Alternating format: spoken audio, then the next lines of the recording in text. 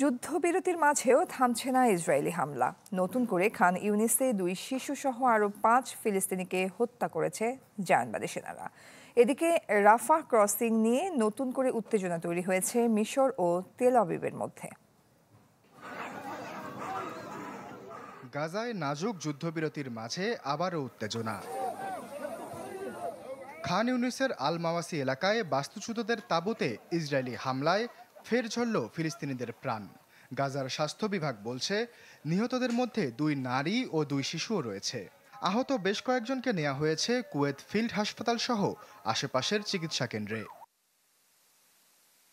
Israeli সামরিক বাহিনীর দাবি, ওই এলাকায় আইডিএফের ওপর হামলার জবাব দিতেই এ আঘাত হানা হয়েছে। এর আগে দিনের শুরুতে রাফা এলাকায় সংঘর্ষে ইসরায়েলের 5 সেনা আহত হয়।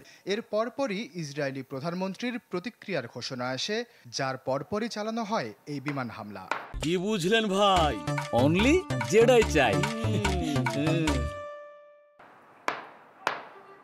এদিকে রাফা সীমান্ত নিয়ে ইসরায়েল ও মিশরের মধ্যে নতুন করে দেখা দিয়েছে উত্তেজনা। ইসরায়েল বলছে তারা সীমান্তের রাফা ক্রসিং খোলার প্রস্তুতি নিচ্ছে, তবে কেবল ফিলিস্তিনিদের একমুখী বহির্গমনের জন্য।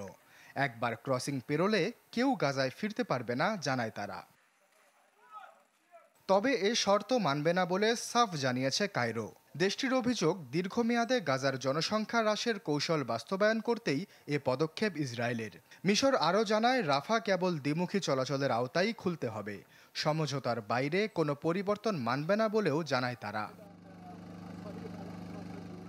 এদিকে ইসরায়েল বলছে গাজা থেকে আন্তর্জাতিক রেড ক্রসের মাধ্যমে এক ইসরায়েলি বন্দির মরদেহ হস্তান্তর হয়েছে।